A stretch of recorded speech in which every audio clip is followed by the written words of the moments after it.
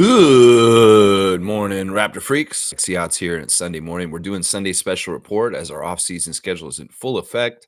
And I have the fourth annual referee report for the Raptors season. I've done this 4 years in a row now. That's crazy to think about that. This is the fourth time I've done an annual report on the Raptors and the referees after a season.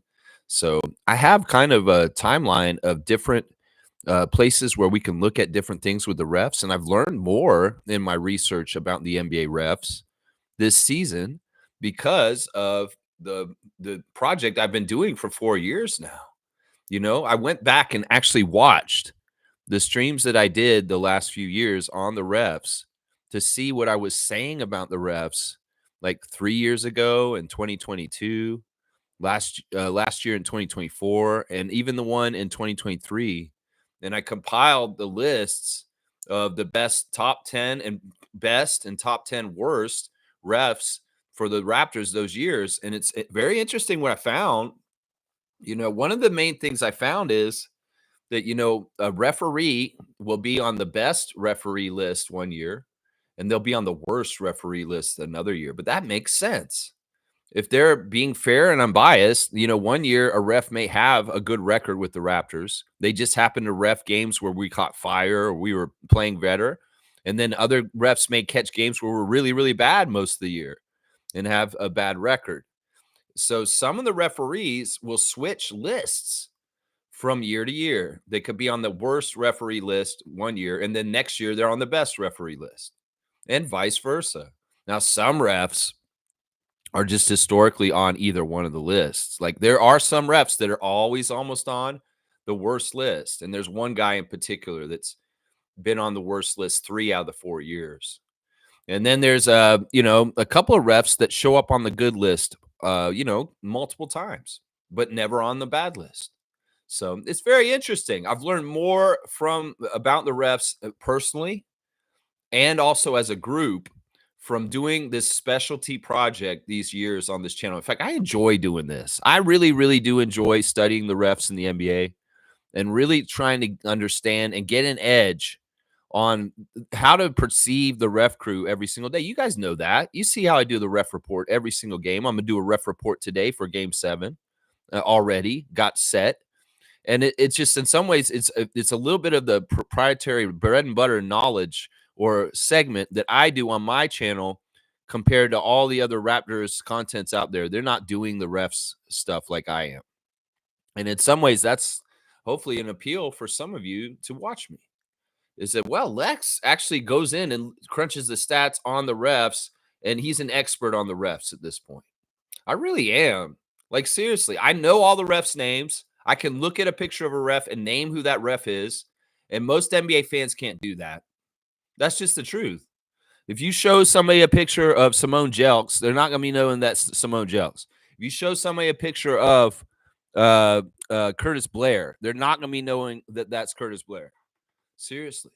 So in some ways, this is my year's accumulation of work that I'm going to present to you now. All of the keeping track of all the things is led up to this report for today.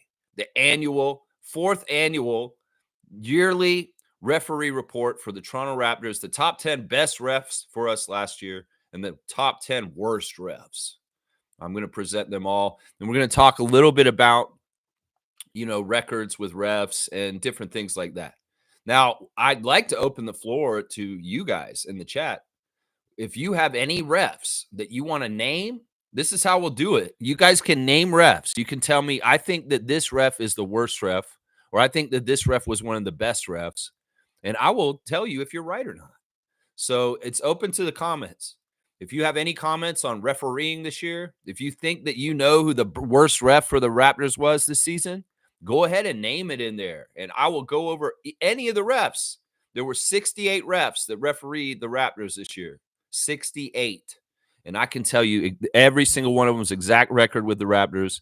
And I can tell you whether that was trending good or bad considering their career with the Raptors.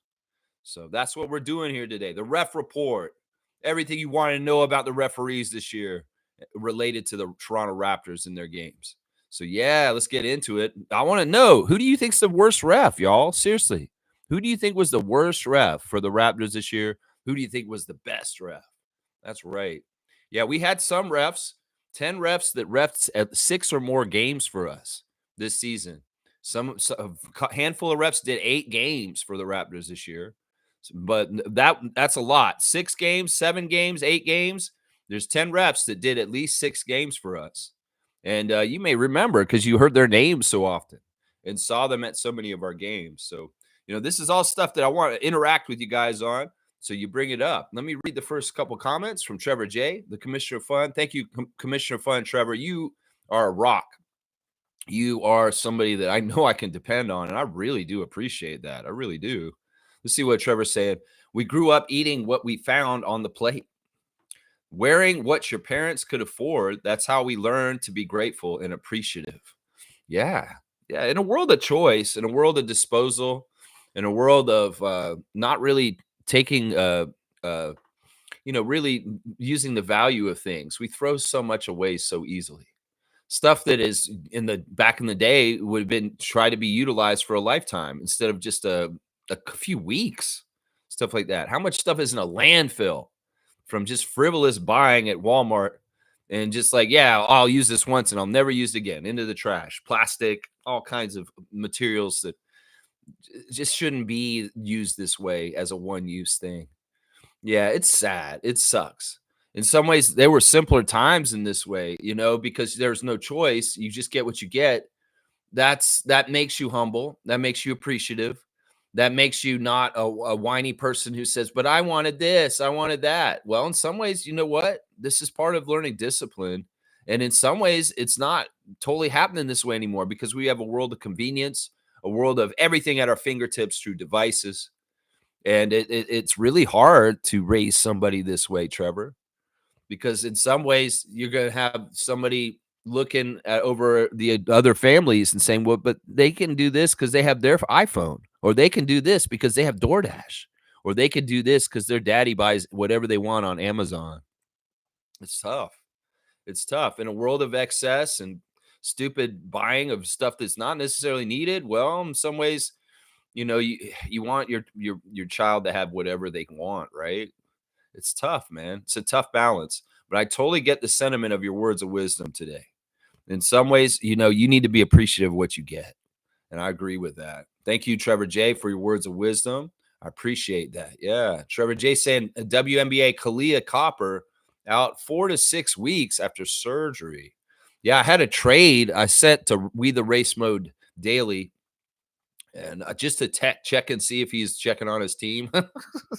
I sent him some crazy trades. And one of them was Kia Nurse for Kalia Copper. And now that I've read this news, I've rescinded the trade. Yeah, I saw this. And as soon as I saw this in previewing, we're getting ready for the stream, I was like, oh, crap. I better go to a WNBA league and drop that trade for Copper. Because I was like, crazy action on the WNBA yesterday. Fantastic stuff. They're really building the rivalry between Angel and Caitlin. I know that, listen, I'm going to say this right now. There's 2 things that are happening with Caitlin Clark right now. She's not a rookie anymore. And she said she's established and she feels like she belongs and she has a newfound confidence in this WNBA. Like, she knows she's one of the main stars of this league. She's important and she has a lot of security. She feels like she can be a little bit more daring and be a little bit more playing her ass off to a certain extent, because in some ways she feels more comfortable. As she put it, she feels like she belongs this year. And in some ways, that's dangerous for the whole entire league. She's very, very good. The thing about Caitlin is she felt comfortable enough to smack the hell out of Angel Reese in this game yesterday and get a flagrant. They didn't throw her out, though. Thank goodness. She got a triple-double. But, yeah, it was pretty interesting. Of course, they're going to build up that rivalry, build up some drama, build up some, a fracas, a little bit more of a something. Because in some ways, that is what they're getting a lot of this new attention for the league, is from the Angel versus Caitlin thing from college, and that they need to build it into the league. This is the same model that was used by Irvin and Larry in the 1980s, early 80s, very, very early 80s for the NBA. The same model. In some ways, they really did pushed that marquee matchup of Magic versus Larry, and they played into it because they really did have a real rivalry coming from college, Indiana State, Michigan State, and there was a real competitive, I want to be better than that guy thing, other than just in Converse commercials, guys. There was a real thing, and there's a real thing between Caitlin and Angel, and it's important that the WNBA capitalizes on this, markets this, and expands and builds this. So in some ways, look, I like the feistiness of Caitlin Clark. I like the fact that this is getting more attention, and more, WNBA is just going crazy with ticket sales and everything. They need to lean into this. It may be a little forced. It may be a little bit like, yeah, Caitlin probably did that a little extra because the WNBA wants to build this rivalry. But I don't care. I don't care if even if it's a little bit manufactured. This is what this league needs to get off the ground. And you know what? A hard foul shows that these are not dainty women. These are tough ladies who play a sport, and they play it strong just like the men do.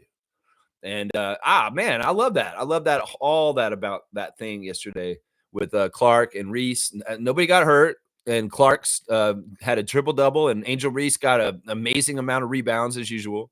But the Sky got their ass beat bad, and the debut of Kia Nurse as a point guard or as a guard for them in the starting lineup did not look good. Yeah, it was crazy. Very, very crazy. Very, very crazy. But yeah, we're going to be talking more about WNBA on this channel. I'm going to try and pay more attention to it as we get closer to the Toronto tempo. Really, really closer. Yeah. Trevor's saying OKC and the Nuggets are at 3:30 today. That's right. Let's do the refs, and I'll tell you about who's reffing today. It's a very interesting crew. It's a high-level crew. Scott Foster will be the crew chief today for Game 7 in Oklahoma City, Denver at the Thunder. And Scott Foster favors the Denver Nuggets. So he is the ref that in some ways is old school, and Jokic and Denver is the favorable record between the two teams. Scott Foster favors. The second ref is Josh Tiven. Josh Tiven favors Oklahoma City. He has a better record with the Thunder than the Nuggets. And James Williams is the umpire. He has a better record with the Thunder also. So it's very interesting. Pat Frere will be the alternate today, and he has a better record with the Thunder also. So Scott Foster is the only ref involved in the game today that actually has a better record with the Nuggets. And back in the replay center today, it'll be Courtney Kirkland watching from afar. WNBA assignments, Washington at Connecticut, Jeff Wooten, Fatu Sissoko Stevens, and Tyler Merkovich, the perfect referee for the Raptors. He's a 4-0 referee for the Raptors on the ref report, guys. Actually, Tyler Merkovich is technically at the top of the ref list with the best record out of all the refs in the NBA for the Raptors. But he's going to be reffing the Washington at Connecticut Sun game today. And Minnesota and the Sparks in LA, Isaac Barnett, Catherine Chang, and Kelly Broomfield will be on refereeing there. I have to get used to their names. And I really do hope I can find a place where I can find the WNBA stats with the refs too, because I'd like to do the same treatment that I give the Raptors with the ref report for the tempo.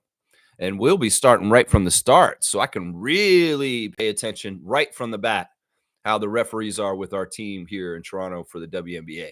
That's right. Let's go. Let's go, Oklahoma City Thunder. I'm firmly in your side. I want you to beat the Nuggets today and further the legend of SGA, Shai Gilgeous-Alexander. And I want that Cousins matchup. I want Alexander versus Alexander, Nickel versus Shai in the second round.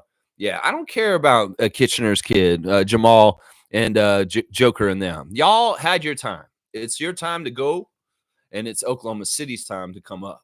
And that's what I want to see today in Game 7. We'll have to see what happens. The refs are favorable for OKC, and they have home court. So we'll have to see how it all goes down.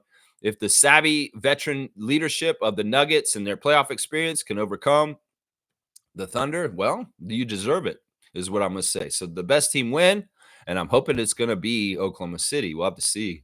Kareem's here. Good to see you, Butt Dollar. Our dunk champion, the Vince Carter of dunks on our channel, Kareem Thomas. Wouldn't it be crazy that in 20 years from now, Anthony Edwards and Rudy Gobert's kids may end up being the greatest duo in the NBA has ever seen. This is weird. I don't even think about Rudy Gobert's kids. I know that Anthony Edwards got some kids, but I didn't even know that Rudy Gobert had any kids. In some ways, that seems irresponsible to let a man that would touch a microphone like, have kids. I mean, if he shows that kind of irresponsibility during a pandemic, nobody should be letting him be a parent. Is what I'm saying here about Rudy Gobert.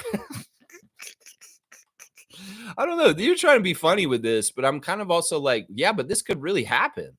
You know, Monique's on our Facebook chat listing all these young players, their offspring of players coming up. And I'm like, holy crap, there are generations coming towards the NBA. It's like Dylan Harper, Ron Harper Jr. Nah, man, that is nothing. Just get ready. These NBA players are churning out future NBA player factories. Gary Trent Sr. So, yeah, it's going to be interesting to see whose offsprings are going to be playing later, like Scottie Pippen Jr. plays now. That's right. We got to see who's coming down the road. Maybe we get some Raptor kids. That'd be awesome, man. Maybe there's a third generation Trent at some point. I don't know. Gary Jr. is not trying to have a kid, though. I can tell. So Trevor J is guessing that Scott Foster is on the list. He is the crew chief for today's game, Game 7. You think he's on the list? Are you going to say, Trevor, that he is on the bad list or the good list?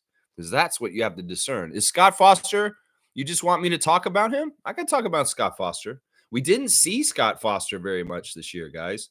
We only had him ref one game this whole entire year. He was hurt for the second half of the season. He messed his leg up, and he was on the injury list for a while this year. And we did see him for one game this year, and we did lose that game. So our record with Scott was 0-1. He is on the bad list because, you know, we didn't get anything from him. We lost a game. That's it. But we didn't really see Scott. So in some ways, he's inconsequential.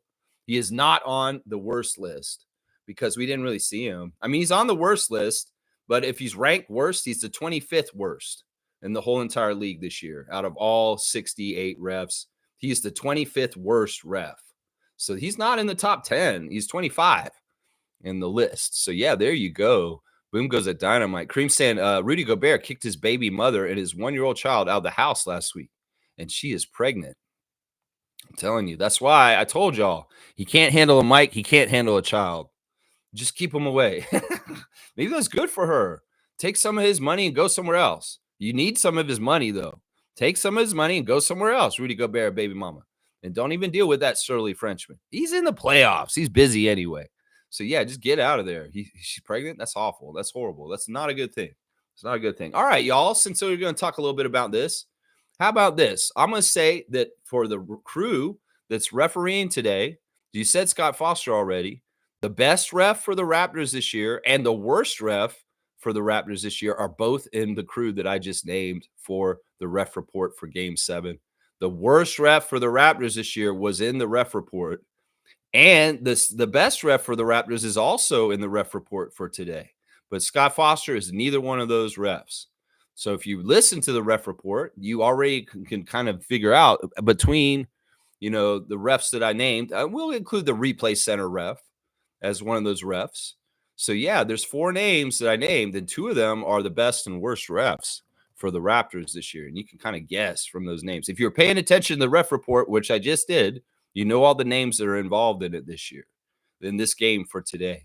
So, yeah, let me go look at some other stuff with you guys. Let's do the straight goods on Canadian goods, y'all. Today, I'm talking about a chain of juice and smoothie bars called Booster Juice, y'all.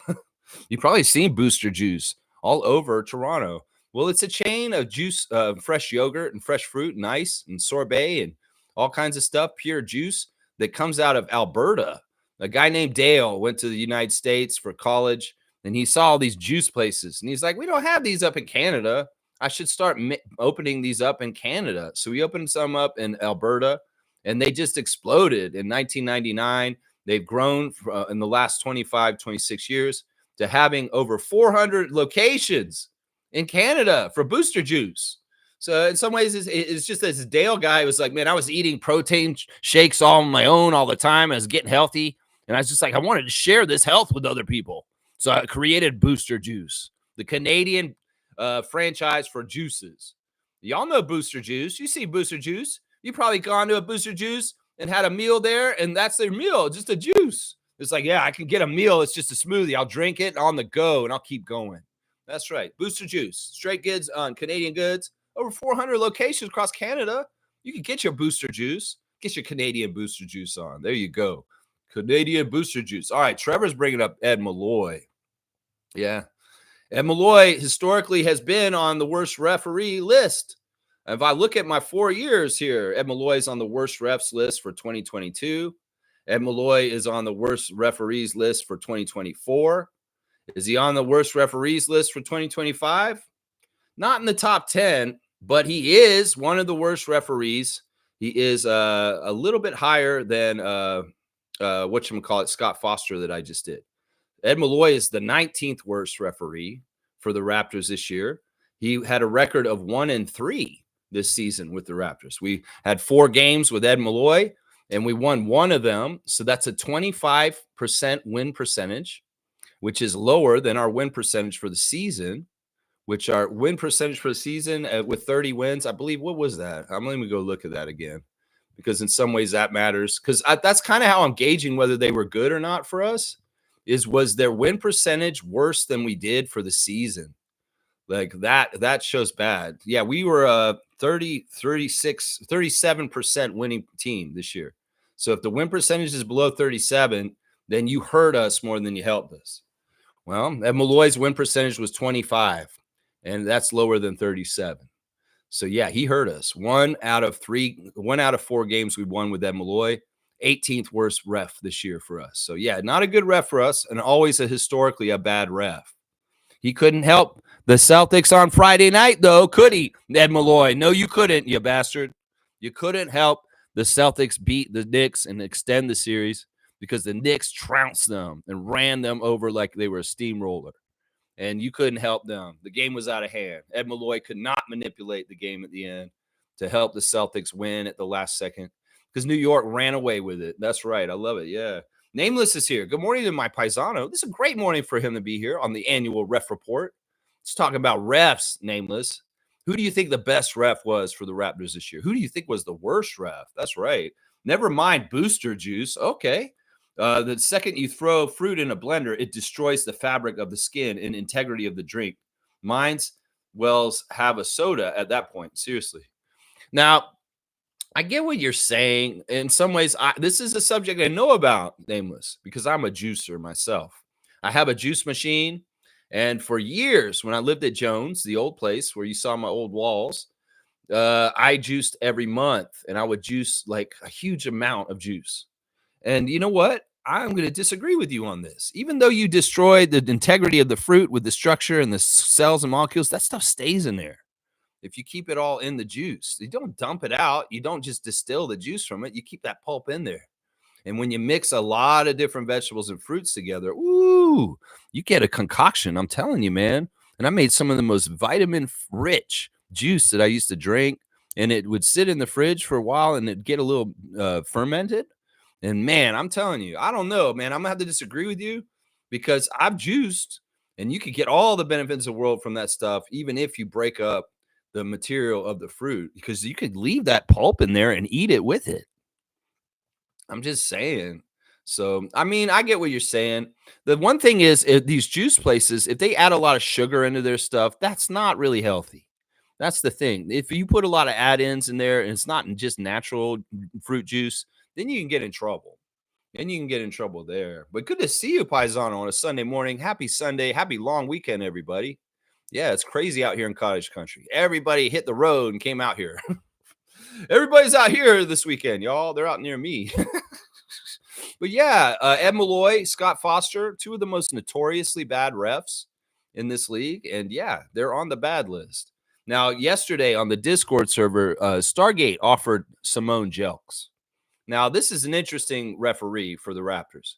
She is statistically the worst ref in the league for us. Now, this year, we had her a lot of games. In fact, we had her the most games out of all the refs, 8 games Simone refereed for the Raptors. And our record with her was 3-5. Now, I would say this, 3-5, it puts her at the very bottom of the good list. Because, all right, first of all, we're doing percentages once again. And our winning percentage this season was 37% winning. 3 out of 5 is actually higher than that. Seriously, I think if you crunch it, yeah, 3 out of 5 is 3 and 5 is higher than that. So she actually helped towards our winning side of things because we actually got 3 wins while she was around, even though we had 5 losses. But she is historically one of the worst refs for the Raptors. And her percentage currently going into next season for career wise with the Raptors is 27% winning, which is the lowest. Well, there's one person that's lower that has had multiple games. She's worse than Murat Kogut. So yeah, but Simone is not on the worst list this year. She has been on the worst list in the past, and she is statistically one of the worst refs for the Raptors. She really, really is. She really, really is. But her record this year of 3 and 5 is not as bad, and she was one of 2 refs that refed 8 games for us this year. So getting 3 wins with her was actually a big deal. It actually really helped her record with us. Her record was even worse. And getting 3 wins with her refereeing actually really helped this year. That's right. Name was saying Brett Nansel is my favorite ref. This is a good name. Here we go. I like this. Brett Nansel is historically one of the best refs for the Raptors. He's exactly right. Brett Nansel has appeared on the lists of best and worst a few times in different places. Let me just say his history here real quick. Now, Brett Nansel in 2023 was absolutely the best ref for the Raptors. He won my award for best ref for the Raptors in 2023. And then in this year, he is on he's not on the list for either one right now, but he is historically one of the best refs. You're exactly right. He was on the best ref list in 2024 also. So he was on the best ref list 2 years in a row, 2023 and 2024. So this year, what did Brett Nansel do with the Raptors? Let's go look at it. Well, Brett is still on the good list. He was 1-1 this year. So we only saw him twice this year. And we won one of the games and we lost one of the games. So he was 50-50. Now, there's a lot of refs that this happens with. Like Mark Lindsay is the other 8-game ref that we had this year. Mark Lindsay, we won 4 games and we lost 4 games. That's actually really good because we got 4 of our 30 wins with Mark Lindsay present, but we did have 4 losses. But that's a 50% record, and that's better than 37%. So we actually did better with Mark Lindsay, even though he was 50-50. So any of the 50-50 referees I included as a positive, even if it was like an even. And Brett Nansel was one of them. That's 1-1. And there's a lot of referees that have even records with the Raptors this year. And I could go over the list real quick. Starting with Mark Lindsay, who was 4-4.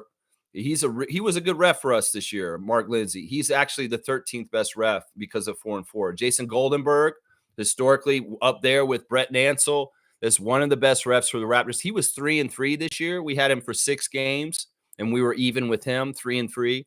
2-2 referees for this season were Tyler Ford, JT Orr, John Conley, Natalie Sago, James Williams, which is surprising, Musa Dagger.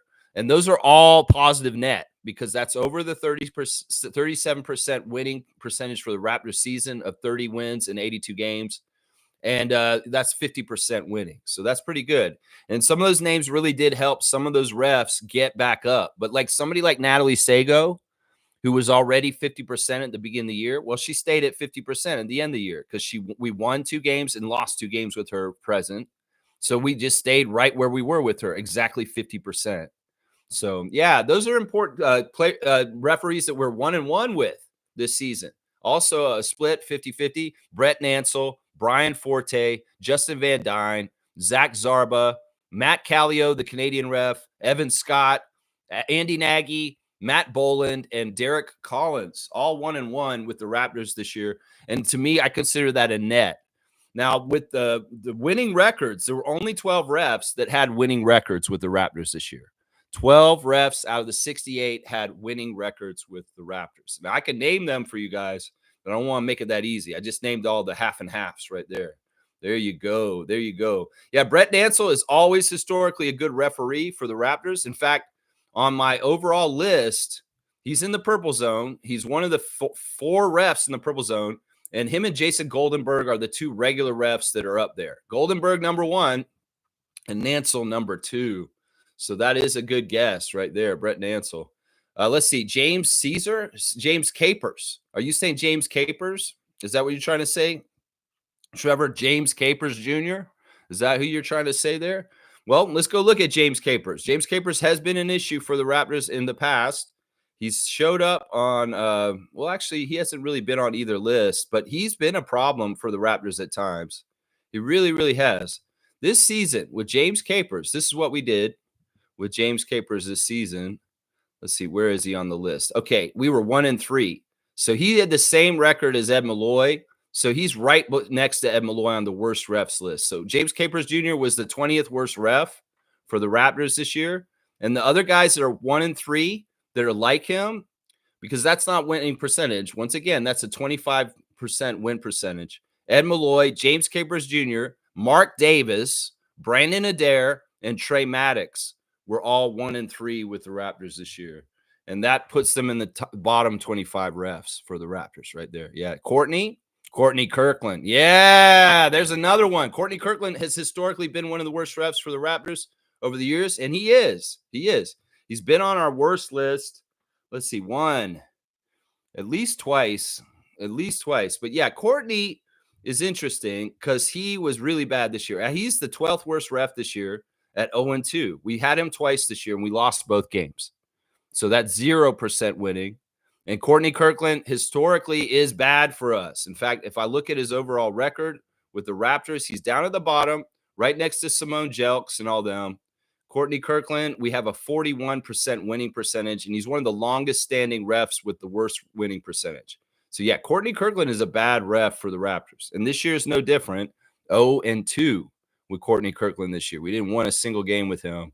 Yeah, when we see Courtney Kirkland show up, you know it's not good for the Raptors, seriously, because he's just not been good for us ever. Not since I've been doing this referee report, he hasn't. Nope. Fiercely saying, good morning, fam, and happy Sunday. Rooting for OKC to win. There you go.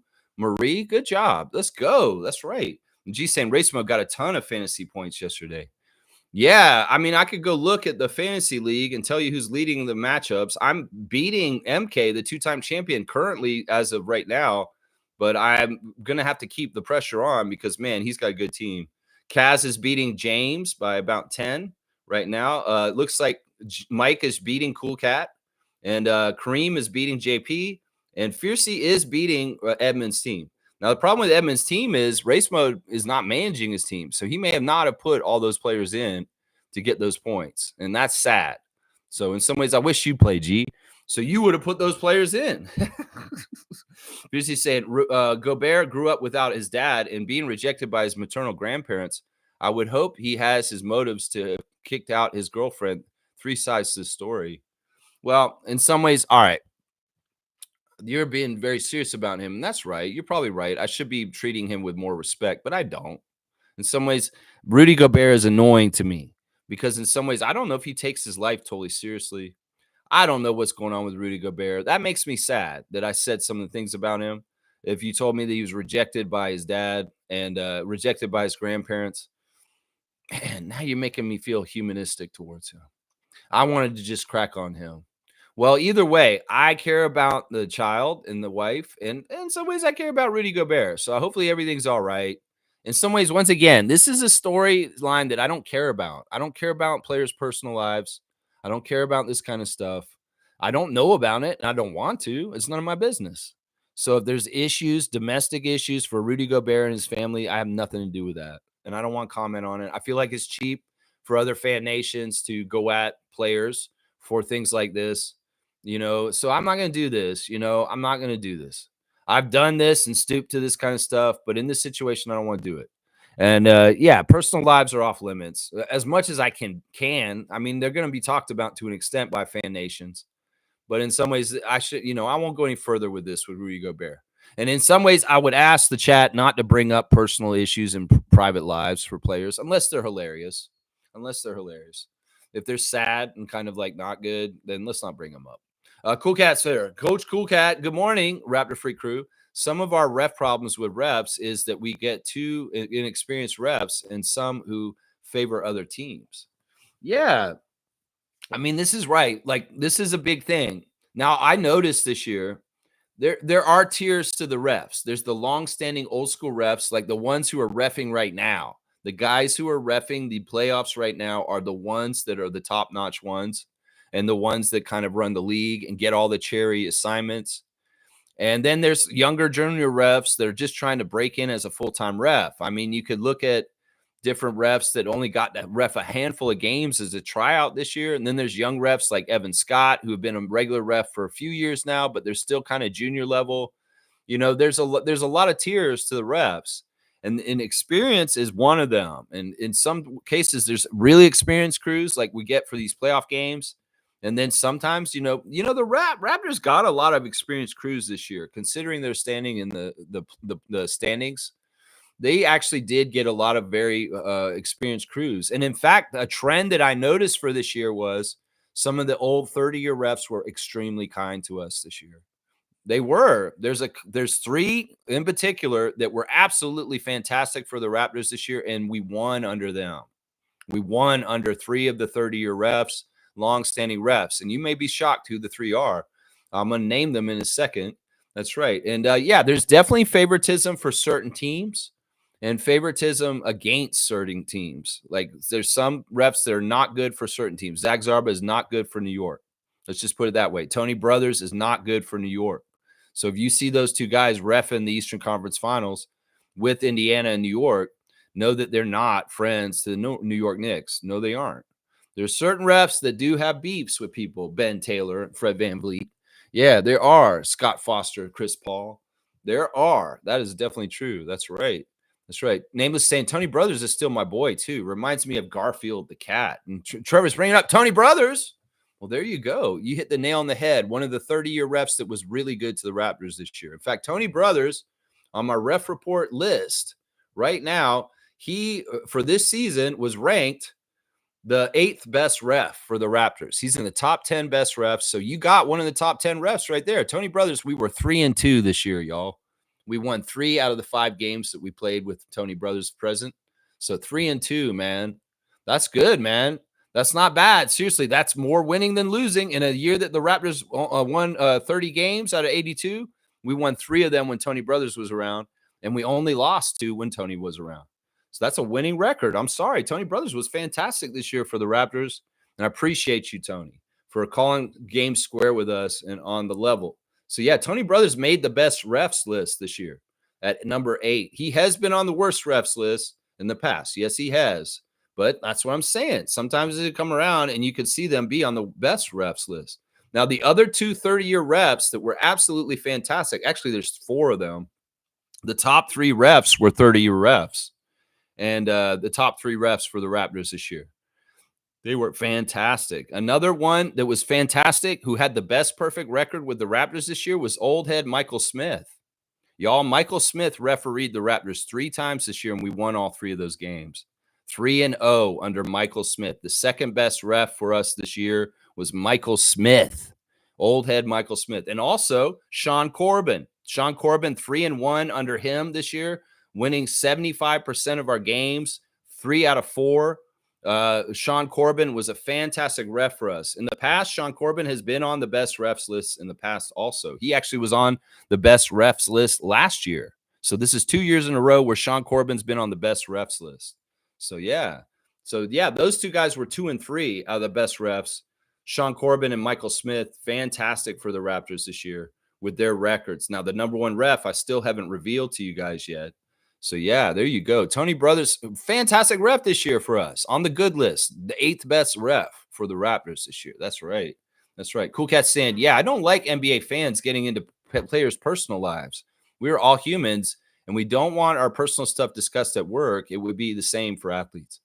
Yeah, it's just that I see that that's part of the aspect of the ESPN culture around the NBA that's just dragged it down, is way too much focus on the personal lives of the players and talking about their misfortunes and sadness and issues and stuff. That's not good stuff. In some ways, you want to protect them and give them privacy and proprietary stuff about their personal lives instead of putting on blast like ESPN has. In some ways, there's moralistic issues with some of the way they cover things. Let's just say that. In some ways, you guys aren't right with your morals with how you may treat certain athletes. Trevor J wants to know about Tyler Ford. Yeah, Tyler Ford is an interesting ref. Tyler Ford was on the worst ref list last year. The year before that, he was one of the best refs. Like, Tyler Ford's been on the good and the worst refs. Last year, Tyler Ford had a season where we lost almost every game with him. But this year, it was different. It was a little bit more balanced. Tyler is on this year. He is on the list with he's on the let me see. Where is he? I got to find him. Where is he on the list? Where is Tyler? He's on here. I know he is. Did I put him on here? He should be on here somewhere. Where is Tyler Ford? Oh yeah, there he is. He's even. Like I said, he was one of the even refs. He's 2-2, so he's technically on the good list. He's the 15th best ref this year. 2-2, Tyler Ford. Yeah, it's even. It's even. Like that's okay. That's okay. 2 wins, 2 losses. Tyler Ford, just kind of even. Even. That's not bad. That's not bad. Tyler Ford's a good ref. Alan's saying the Leafs versus the Panthers game 7 at 7:30 tonight. Do or die for the Leafs. Yeah, sad to see the Jets go out last night.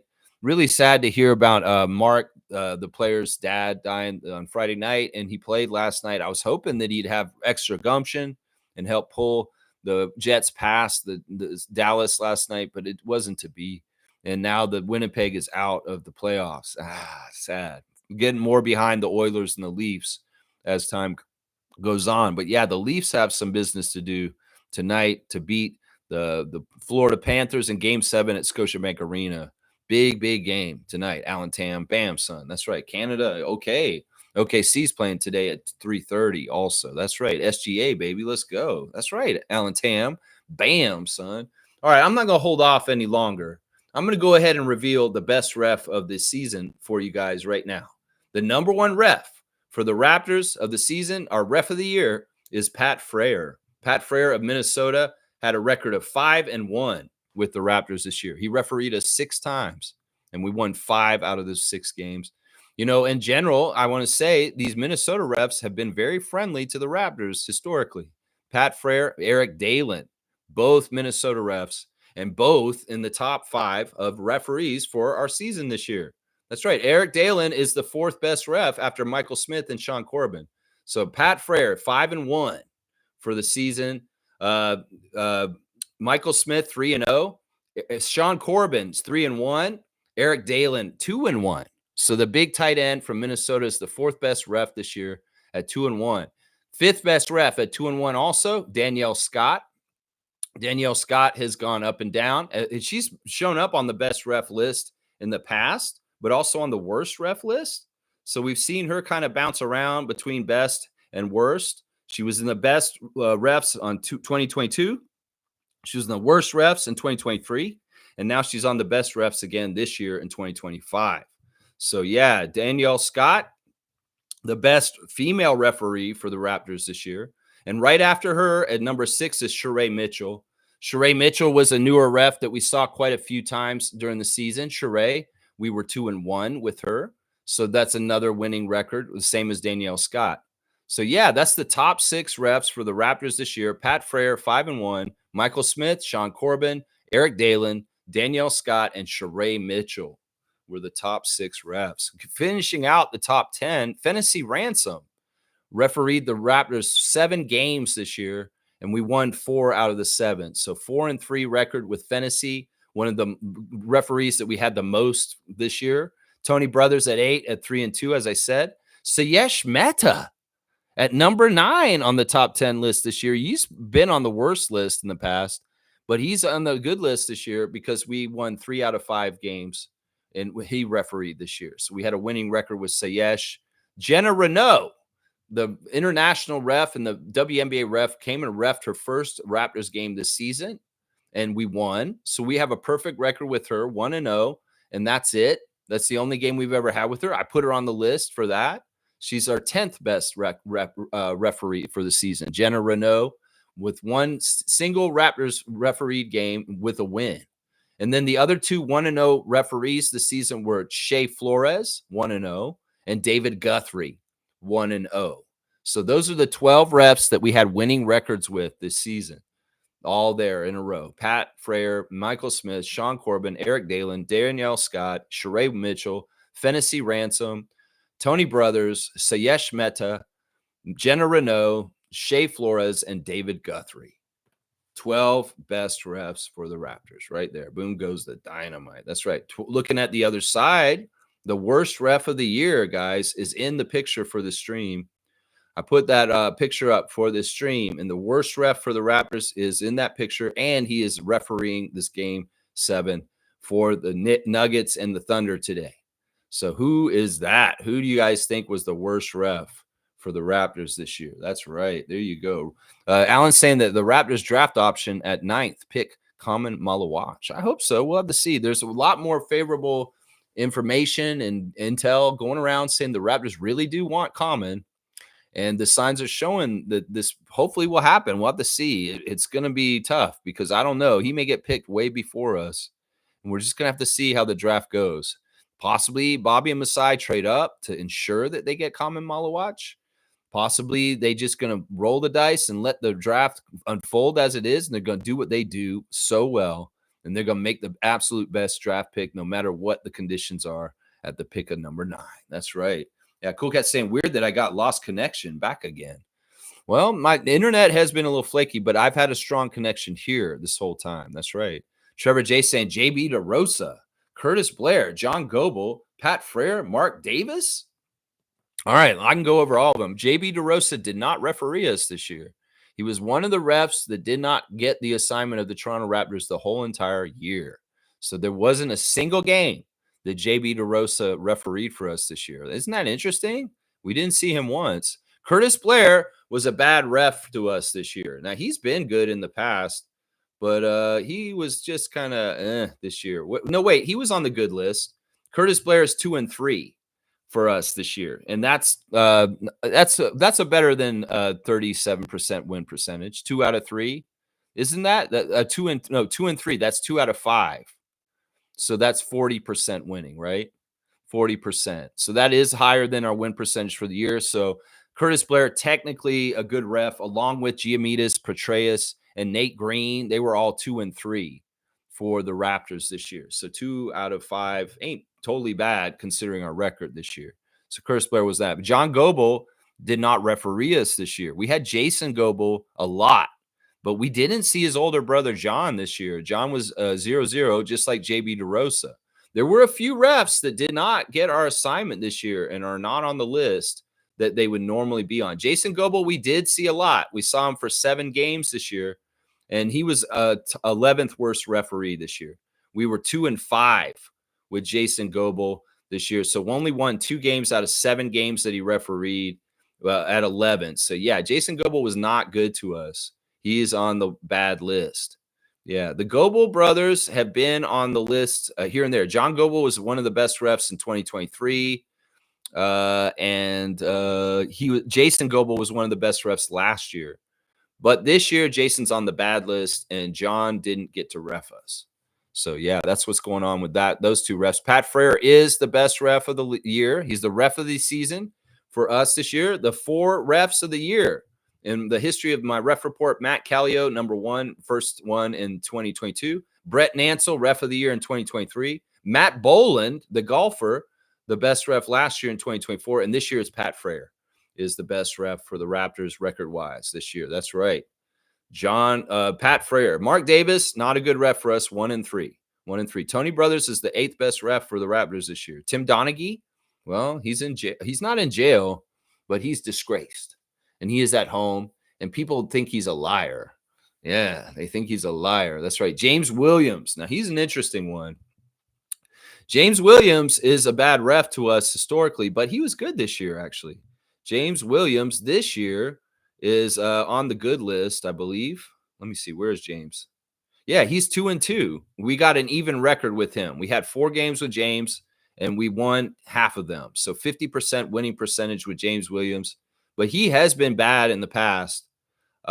He was on the worst ref list last year, guys. So he was one of the worst refs last year, but he's okay this year.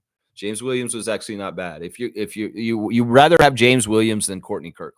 Let's just put it that way. Go OKC, go. That's right, Neil. Let's go, Blackhawk. Let's go Thunder. I'm all about that. Alan's saying Edmonton's the only Canadian team advanced so far. Can the Leafs do the same? And Winnipeg eliminated. I know you're hurting my feelings. I was really sad to see that Winnipeg lost yesterday. Really, really am sad about that. Spicy P. Okay. Go Pacers go. That's right. Fiercely saying agree with Lex with players' private lives being off limits.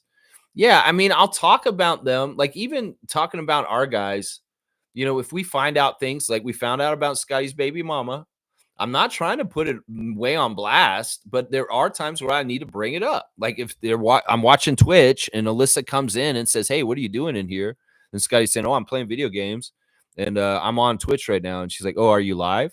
He's like, "Yeah, I am live." Oh crap! And she runs out of the room. I mean, I got to talk about that to Raptors fans, but I'm not trying to find out everything about their lives and the name of the baby or even the sex of the baby. We don't know anything about Scott's child, nothing, and that's important to keep that kind of privacy for the players in different ways. I'm all about that. That's right. Go Leafs, go. That's right.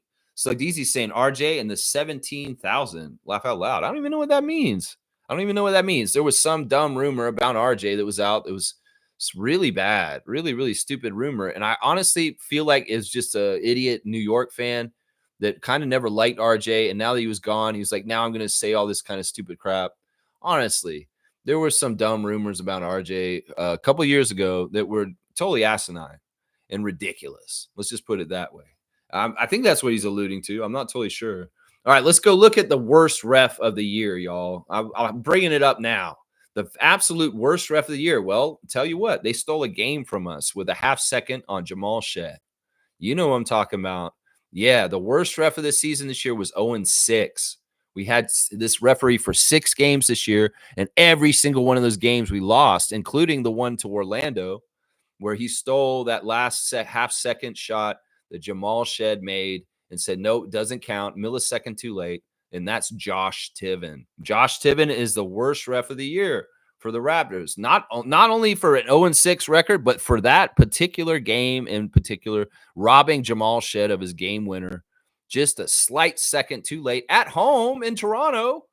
Give the fans what they want. The old NBA would say that counts and the home team won, but no, Josh Tiven being a Grinch and being the worst ref for the Raptors this year. Josh Tiven. He is one of the historically a very good win percentage with the Raptors.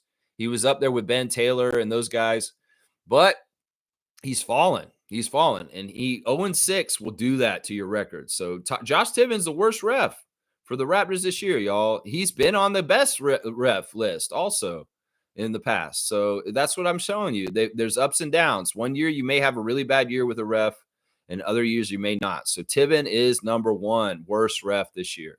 Number 2, 0-5. Guess who? The worst ref from last year is the second worst ref this year, and that is the magician Marat Kogut. Yeah, 0-5 with Marat this year. And last year we were 0-something too with him. We haven't won with Marat Kogut as a referee in 2 years, guys. Since Darko's been the Raptors coach, we have not won a single game he's reffed. Just so y'all know.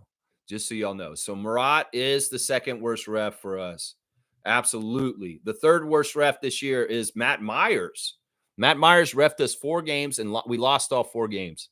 And the crazy thing is Matt Myers is one of the biggest droppers this season as far as win percentage with the Raptors. He was up in one of the good zones and the ref percentages, and he dropped down to the basement because of these 4 losses because he's a young ref, and he hasn't had a lot of games, and you lose 4 games with us, it will change your percentage with us quick. So Matt Myers has dropped on down in the ref report standings this season, 0-4. The 4th worst ref for the Raptors this season was Jenna Schroeder. Jenna Schroeder refereed 6 games for us this year. She was one of the top 10 refs that reffed the most games with us, and we only won 1 of them. We were 1-5 with Jenna Schroeder this year, and that was bad. Let's just put it that way. Jenna's been on a couple of the lists over the years. She was on the good list in 2023, but this year she's on the bad list. So she's the 4th worst ref this year for the Raptors, Jenna Schroeder. Kevin Cutler and Derek Richardson are 5th and 6th. They're both 0-3 this year. We had both of them 3 games, and we lost all those games. So Kevin Cutler, the big, huge ref that's like 6'7", 0-3. And Derek Richardson, the guy who opened a school for his mom and his mom's memory, we were also 0-3 under. So yeah, those were the worst 6 refs. Josh Tiven, Murat Kogut, Matt Myers, Jenna Schroeder, Kevin Cutler, and Derek Richardson.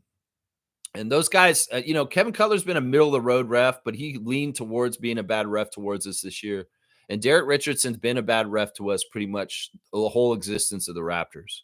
So that's not surprising there. Kogut, well, we know about Kogut. If you want me to go further with the top 18 bottom worst refs, 7, always there. CJ Washington has been a bad ref to us for a long, long time. Once again, this year, 1-4. JD Rawls, Jamal Rawls, who actually got a lot more games this year. He was at the top of the list, and he plummeted from the purple zone all the way down into the red zones. He had the biggest drop out of any of the refs with his record with us at 1-4. He is the 8th worst ref this year. Star Wars lover Carl Lane is on the bad refs list this year. He was on the good refs list last year. Well, he's on the bad list this year. 1-4 for Carl Lane this year also. Nick Bookert, 1-4. That's usually a better ref for us. He's been on the good list, but he's on the bad list this year. Jason Goebel, 2-5, as I said earlier. Courtney Kirkland, 0-2. Tom Washington, 0-2. Brett Bernecki, 0-2. Brandon Schwab, 0-2. Rodney Mott, 0-2. Aaron Smith, 0-2. And Sean Wright, 0-2. So that's the worst 18 refs for the Raptors record-wise this year as far as things. And a lot of those names don't surprise me. They do not surprise me right there. That's right. That's right. Boom goes the dynamite. Boom goes the dynamite. Alan's saying a Dream Cup finals, Edmonton and Toronto for the Stanley Cup. That would be awesome. That would ensure Stanley's coming back to Canada. And that's what should happen, honestly, especially with this bullshit that's been happening this year. Canada deserves the Stanley Cup back. USA, y'all don't deserve it with your bullshit and your president and all that crap. So, Gary Bettman, let's put the cup back up in Canada, bro. Canada needs a refresher of the Stanley Cup being up on this side of the border. So let's make this happen, Edmonton or Leafs. Come on, let's do this. That's right, McDavid versus Matthews. Okay, then. Go Leafs, go. Or golf, Leafs, golf. Which one? Well, we'll find out today. That's right. Trevor wants that classic card and the Instagram stories. All right, let me do the Instagram stories. We can go do that real quick. We'll start with Leo Routen's words of wisdom. He's saying being happy never goes out of style. That's his words yesterday. And then this morning he's saying we forget that waking up each day is the first thing we should be grateful for. Trevor J reminds us of this often, Leo. That's for sure. It sounds like your words of wisdom and his words of wisdom sometimes are very alike. Very, very alike. Slim Duck, Chris Boucher, what's he got? He's doing UFC stuff on his Instagram, all kinds of UFC interviews. I don't even know what they're talking about. He's got a daily affirmation. Chris Boucher saying daily affirmation, me run things not run me. Yeah, there you go. He's running things and things aren't running him is what he's saying. And he's also got a song he's playing by, I'm not even sure who that is, but yeah, he's got the words singing out of his mouth in the picture. It's pretty cool. We love you, Chris. Let's go, Chris Boucher. Stay in Toronto, hopefully. Vin Bagnani putting on blast his wife on his Instagram account and she's saying that he's his rock, Natasha Bagnani. So those are beautiful, nice couple to see assistant coach Vin with his wife on Instagram. Very, very cool. OG Anunoby posting on Instagram. That's not often, but yeah, he's got a post of him throwing it down in the number 8 jersey for New York against the Celtics. Yeah, OG, go, OG, go, OG, go into the Eastern Conference Finals and face your old friend Pascal. We're going to have to see what happens here. It's going to be very interesting. New York Knicks advance, and OG's got that put on blast there. That's right. And according to this picture, in the hierarchy of things, it looks like OG might be one of the top 3 players for the Knicks. Brunson, number 1, and him and Cat are 2 and 3. According to the hierarchy of this New York Knicks advance picture, let's see. Zach Edey is putting on blast his Grizzlies teammates. I'm not sure what's going on here. He's got a picture of him with Ja Morant, and he's about to dap Ja. What does that message mean? I don't know. Jacoby got a swag bag delivered to him. Who is this from? Holy crap. Adidum asterisk tap in. Adidum asterisk. Okay. They've got different hats and shirts that he's got from this company, Adidum asterisk. So Jacoby's going to be rocking that gear very soon. So watch out for Jacoby. He's been around the city quite a bit at Blue Jays games and just touring around the city, walking around. So you might see Jacoby Walter around the Toronto.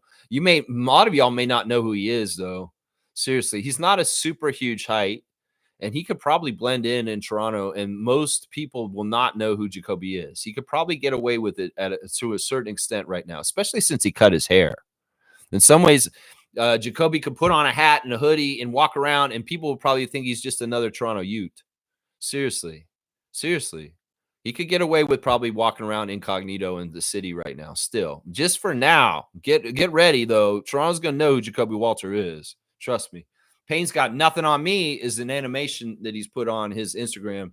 Jacoby talks a lot about this. Like recently, I seen him posting about his workouts, saying you can't have time to be hurt or tired. You just got to keep going. In some ways, that's very Siakam. It's like, I can't afford to be tired. Well, in some ways, Jacoby Walter is no pain, no gain kind of guy.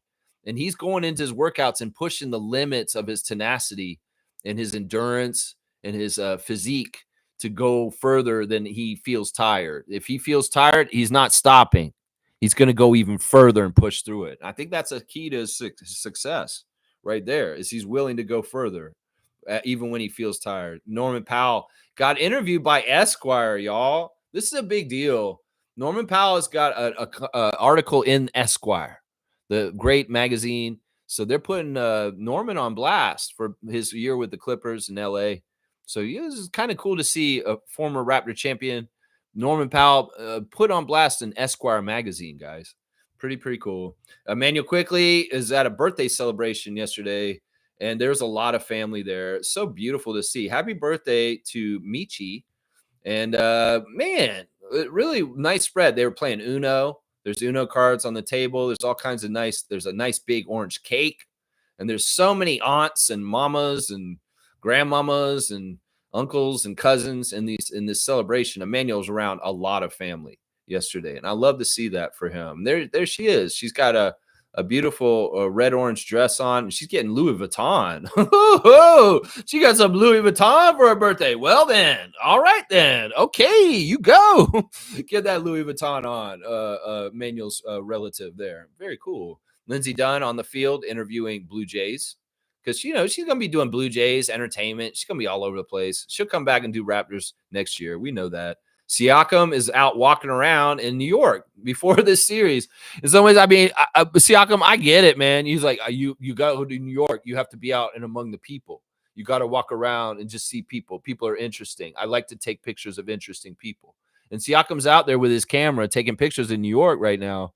Bro, be careful, man. Seriously. They know you're coming up. Don't be walking around New York too much. These Knicks fans are crazy. And in some ways, I get it. You want to go out and be among the people. And most people won't mess with you. But seriously, Siakam, please be careful walking around New York right now. They are going to face you in the Eastern Conference Finals. And in some ways, you're an enemy. And I don't want anything, God forbid, to happen to you, my guy. Seriously, Siakam. So please be careful on your photo trips, walking around New York City right now. That's all I'm saying, my guy. Please be careful. Kyle Lowry getting some swag from Svandy, some gear, some golf gear, of course. Svandy golf gear for Kyle Lowry. There's your Instagram stories right there. Oh, man, so good. There's a little bit of personal life. They share stuff on Instagram. We can look at their personal life, what they share and what they want to share. And we'll look at that. Emmanuel quickly wants to show a family member's birthday party. Well, I mean, it's fair game because he put it up there, right? That's what we're saying right there. That's right. Alan's saying, win or lose, don't re-sign Marner. If Marner wants to re-sign, don't give him no movement contract. Ooh. Well, I'm not a Leaf freak, so I don't know anything about Mitch Marner other than I've heard that Leaf fans kind of look at him as a jerk right now. Is he going the way of Phil Kessel? That's what I'm wondering right there. I don't care in some ways. In some ways, I know Mitch Marner got carjacked and he just had a kid. That's basically all I know about Mitch Marner, Alan Tam.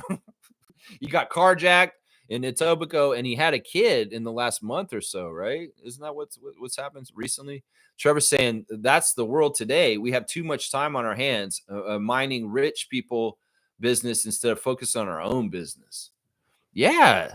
Yeah, think about your own life and do what you got to do, and like get out of your own head and space of just like following all this stuff. Yeah, I totally agree with you. Totally agree with you on this. Alan saying Knicks versus Pacers, Spicy P versus OG, two former Raptors. It's gonna be nice. It's gonna be nice. And Kareem saying that Denver's gonna upset Oklahoma City. I know he's a Nuggets fan because he's a big Broncos fan. We'll see. To the best team will win. Well, it's a game 7. It's going to be cut and dry. One of them's going to go forward. One of them will not. And we'll have to see who it is later on tonight. Yeah, later on tonight. Let's go. All right, let me see. It's actually this afternoon. So, all right, let's see. Is there more on the ref list I want to kind of go over? I mean, like I said, there's kind of in between refs that are like kind of bad, but not totally bad. Like, I'll go over that list real quick. Like, I've got a list of 1 and 2 refs that are kind of like, okay, 1 and 2, that's 33% winning, right? But our win percentage this season was 37. So technically, they hurt us more than they helped us because we won 30 out of 82 games. That's 37% winning. And well, 32% is lower. So they actually hurt us.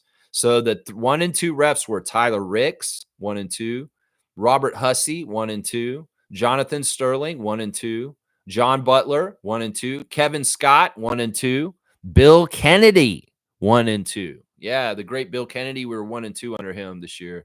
Ben Taylor, 1 and 2, and Mitchell Irvin was 2 and 4 this year. So you just double it, 2 and 4. Still, it's like I said, a 30% winning percentage there that isn't as good as our 37% winning percentage. So those guys actually hurt us on the down low with our win percentage there. So yeah, I hope you guys got more information about the referees. The most games refed by refs this year: Mark Lindsay and Simone Jelks, 8 games. Fantasy Ransom, Ray Acosta, Jason Goebel, 7 games. Pat Frere, Jason Goldenberg, Mitchell Irvin, Jenna Schroeder, and Josh Tiven, 6 games. So those were the 10 refs that refereed the most for us this season. Ray Acosta was actually a gain ref because we won 3 out of the 7 games. So we were 3 and 4 with Ray Acosta. And we actually got a better record with Ray as the season went on. So Ray Acosta is actually a good ref this year. He was actually a good ref this year. That's right. All right, let me see. What else do I got in my tabs? Let's do a Raptor Reddit reactions. So they've got a list of every Raptor or Canadian left in the playoffs, but they're missing DeLon Wright and a couple other players. They didn't do that exhaustively. Let's see. Here's a post by Manure, the guy on Reddit. Masai, when the Raptors stumble their way into the playoffs next season because the Eastern Conference is imploding. Yeah, it's going to be good. We're going to have a better path next year. Watch. Seriously. We're going to have a good path next year. Somebody was driving on the 404 and they saw a Raptors truck driving around with Kawhi on the back of it. It says, "We the North, board man gets paid, respect." And it's a Kawhi Leonard ad on the back of a tractor trailer. That's weird, man. Where's this truck from? I guess it's an old Raptors trailer from that era with Kawhi on it on 404. That's pretty cool. That'd be cool to see. Okay, somebody on Reddit's posted, "Guess it's that time of year again where everyone reports about the Lakers having interest in Jakob Poeltl." Man, Jakob Poeltl, in some ways, everybody disrespected him and said he shouldn't be on the Raptors, and then all these other teams want him. And then so many players on the down low love him and say, like Brandon Ingram saying, "One of the reasons why I came to Toronto is because I really want to play with Jakob Poeltl." I don't get it. Why casual fans can't understand. Jakob Poeltl is one of the best centers in the league because he's under demand. And players in this league want to play with him. Like IQ wants to play with him. Scotty wants to play with him. But these Raptors fans don't respect him enough. I'm telling you, man. I don't get this, man. I don't get this, man. All right, let's see what else is going on here. This guy Nsenge had his playoff debut today. He's the second youngest player in the draft. He's 3 days older than Flag. So he's just barely as older. All right. That's pretty much Raptors Reddit for the day right now. Not that interesting. Just kind of trash posts right there. Posting trash on there. Let's keep going in the chat. Let's see. What is the next thing to do? Birthdays. Let's do a birthday real quick.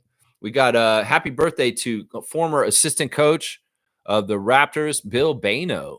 Bill Bano is 63 today. So happy 63rd birthday to Bill. Also, we got to say a happy birthday to Nut Puncher Reggie Evans. Reggie Evans would get mad if James Johnson would steal his rebounds, according to DeMar DeRozan, and they were going to fight in the back. James Johnson and Reggie Evans. Reggie Evans is, as of today, 45 years old. So happy 45th birthday to Reggie Evans, the man who punched Chris Kaman in the nuts. And a very, very happy birthday to Raptors record holder, who's turning 50. He's going to turn 52 today. And that is Donyell Marshall. UConn's Donyell Marshall was the leading scorer for the Raptors for a year, I believe. And he hit 13 threes in a game for us one game, right? It was 12 or 13, something like that. But yeah, happy birthday to Donyell Marshall, underrated Raptor legend, somebody that gets talked about every once in a while because of his three-point record for the Raptors. So happy birthday, Donyell Marshall, Reggie Evans, and Bill Bano as the Raptor birthdays for today. There you go. Boom goes the dynamite. Boom goes the dynamite. All right, see, Alan's saying Chris Boucher needs to eat. Laugh out loud. Man, don't be talking about that man with his eating. Who are you, William Liu? Get out of here with that talking about Chris Boucher's eating. We've already gone over this. The man has a high metabolism, and it's hard to put some weight on him. And he's put weight on himself. You can look at pictures of him when he showed up the year of our championship. And look at him now. The man has got much better strength around his upper body and his arms. So he's trying. We locked him in the Mandarin for a 6-month period. And the man 8 and 8 and 8 and just doesn't stay on him. Okay. As a guy who has that same issue, I mean, it got perks, but it's also annoying because you want that put on weight. And in some ways you just don't. And in some ways it's benefiting me now in my middle age because I never put on a whole lot of weight as a very skinny guy. I put on a little bit of weight and I don't look out of shape because I had hardly any weight on me. So there you go. It's going to benefit Chris when he's in his 40s. Trust me. I can tell him that right here. That's right. And benefit Chris then.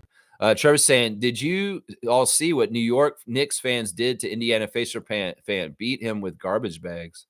That's horrible. I don't condone any violence. And that's what I'm saying, Siakam. Be careful in New York because honestly, some people are stupid and they make very poor decisions in sports bravado.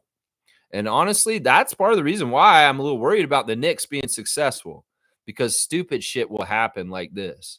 Listen, there's no place for this kind of stuff in sports. Too often I hear about dumb shit at NFL games after the game and near tailgate parties where people are punching each other and they're hitting the concrete and they're getting seriously hurt. You know, too often I'm hearing about dumb stuff where a fan got in a fight at a Dodgers game, leaving the LA Dodgers arena, and somebody died. You know, this is stupid, man. This kind of stuff with fan nations should never, ever be happening. Sure, I can feel it when I go to Scotiabank Arena and we're playing the Celtics and a whole bunch of Celtics fans come to our arena. And in some ways, it's like, yeah, what the hell are you doing here? That kind of stuff. I get that. But you know what? Every arena in every sport should be a welcoming sanctuary for fans of all teams to go there and be able to be safe and watch the games. New York fans, you better fucking read the memo about being a good, peaceful fan and a good host. Because listen, if there's Indiana Pacers fans coming to New York for this series, they're going to come spend money in tourism. And you don't want any ugly incidents and stupid stuff like this. So I hate hearing this, Trevor. And shame on those people that did anything kind of violent towards anyone in any kind of way like this. Shame on them. That's what I say. Like I was saying, Lex, people just want their ideal center so bad that they're willing to overlook Jakob's good qualities. Yeah, I don't even know. Like, he's the ideal center to me. You know why? Because he's 7 foot. He rebounds and he plays defense. That's all I care about. Why do people care so much about three-point shooting centers? It's ridiculous and stupid. If that's the only reason why you don't like Jakob Poeltl, you're an idiot. If you only, I don't like Jakob because he doesn't shoot threes. Well, he did this year. He hit a three. He was awesome. He hit a corner three, and it was awesome. But yeah, I don't get it, Neil, either, man. You know, we went so long with not a good center after the championship that we were just, oh, man, come on now. Now we got Jakob locked down. This is a good thing. Trust me. And casuals may be anti-Poeltl, but they're casuals. And, well, wake up. Learn something. Learn about the game, casuals. Learn to respect Jakob Poeltl. Once again, it's a good litmus test. No one talk to somebody about the Raptors and find out where their level of acumen is. Well, ask him about Jakob Poeltl. How do you feel about Jakob Poeltl? Oh, he sucks, man. He never shoots threes. I hate him. He should be off the team. Okay, you are a casual. Okay, you don't know what you're talking about. That's what I'm going to say around that. That's right. There you go. Alan saying we could have had Edie, but Raptors let Grizzlies take the pick. What are you talking about? We didn't have any control over this, Alan Tam. Bam, son. Like seriously, you're talking about some crazy history that I don't remember. No, there's no nothing here. You're gonna say this because of Pirtle, because of the Pirtle trade? Nah, fuck that. In some ways, look, Pirtle is way ahead of Edie. And Edie, in some ways, look, it's ambiguous whether Edie's gonna be successful as an NBA player or not. He had some good strides in his first year, and I think he'll be all right because you can't teach height. But also at the same time, he had issues also this year. Let's not like mince words here. Zach Edey didn't come in the league exactly right completely. There was a little bit of problems. Part of it's Grizzlies problems, but part of it's also that like some of the concerns about Zach Edey translating the NBA were founded. Just a little bit this year. Just a little bit this year. That's right. Just a little bit. Alan's saying, I want OKC to win SGA and Dort. Yeah, me too. I want them to win the championship. I'm with you, Alan Tam. I'm with you on that. That's right. Always support Canadian players, but Murray on Denver also. But I want OKC to win. Yeah, me too. Me too. Denver's won a championship in the last couple of years. I need an SGA MVP and I need an SGA championship. That's right. That's what I want to see. Kyle Lowry, old man. Yeah. Yeah. I think he's coming back next season.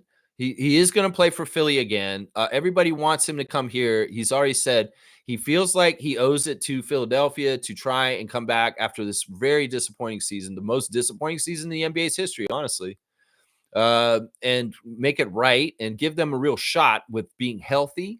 And I guess having the third pick in the draft. Kyle Lowry's already committed to stay with the Sixers for next season and play for them. So Raptors fans, don't even bring up coming here because it's not going to happen. He's already publicly confirmed that he wants to come back to Philadelphia next season.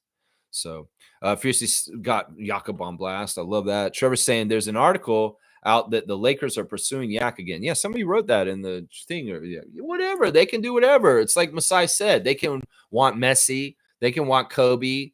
Doesn't mean they're going to get him. You know what I'm saying? They can want him. That doesn't mean they're going to get him. That's right. Blackhawk saying Jakob is 500 at three. Suck it, all you Ben Simmons lovers.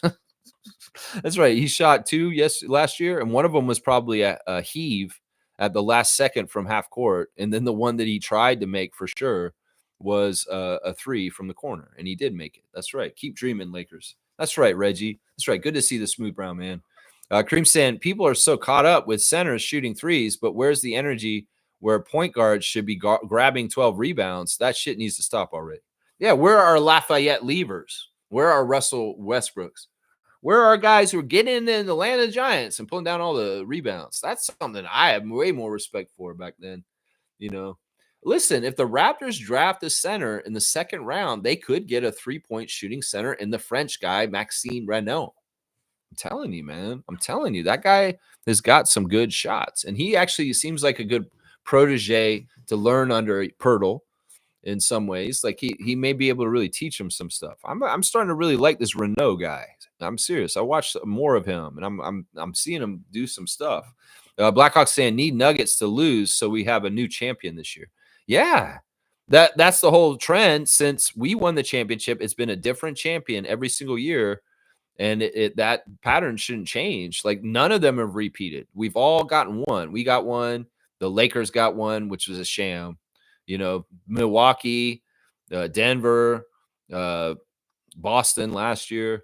Yeah, it's been a different team every year. I don't want to see the Knicks get one this year, though. I don't want to see them get it. No, I don't. No, I don't. So he's saying we'll bring back Garrett Temple since there will be no Kyle Lowry. Yeah, it's likely that Temple will be back, guys. I'm saying it because part of it is like the offseason showing that he's still invested in putting in time working with the team and being around Toronto. I mean, he's been at Leaf games with the team. And if he was kind of saying like the exits on writing on the wall, the exits happening, he'd probably just go off into the sunset and start doing things in the States because he knows that his career with the Raptors is over. But I don't think it is. The fact that Garrett Temple's lingered around this summer in Toronto and done stuff here in Toronto, I mean, part of it is probably he has his family kind of set up here the last couple of years. But also, seriously, if he knew that he was done with us and he was going to be either going to a new team or retiring, he would have left Canada already. So that's a sign that Garrett's going to be back next year. Seriously, guys, I could see this. Blackhawks saying, tell them Lex Maxime is a great second round pickup. That's how you build a team. Yeah. Yeah. I would say this: if we miss out on Malawatch because he gets drafted before the ninth pick, then maybe we do take the most talented player that's available at number 9, and we get that backup center in the 39th pick in the second round. Because there's a couple projects that may be worth it that are legit 7-footers that we could put in that spot. So in some ways, I say if the plan isn't to move up in the draft to ensure common, then if you're gonna have something happen where he's gone all of a sudden to Brooklyn, the pick before us, you pick the best available talent-wise at number 9, and you fill that backup center spot off of the 39th pick. And in some ways, you've got a crew of Shamshay, Mobo, and this new guy as projects coming up to help. Hopefully, some of these guys will come in and be productive as backup centers. You know, Jonathan did an admirable job last season in the role that he was doing as power forward center off the bench to help off the bench in that role. But we could have bigger size than that. And that's why Shamshay getting more time and being more able to contribute on the NBA level will be fantastic. And if we get another guy who's a project like Renault in the 39th pick, that would be smart. I think that would be smart. So that's kind of how I'm looking at it. I'm kind of trying to tailor it. You know, the best case scenario would have been that we just straight up get Malawatch, but there's no guarantees on that at this point with where we're drafting in the mock drafts and way things are talking about things right now. So if he doesn't fall, and besides promised he'll draft him at 9 if he's there, then, you know, maybe we look at the center for 39. Maybe we look there. That's what I'm saying. That's right. That's right. Blackhawks saying, I'm fine with Temple coming back and ending his career here. I'm telling you, it does seem like he's going to be a Raptor when he retires.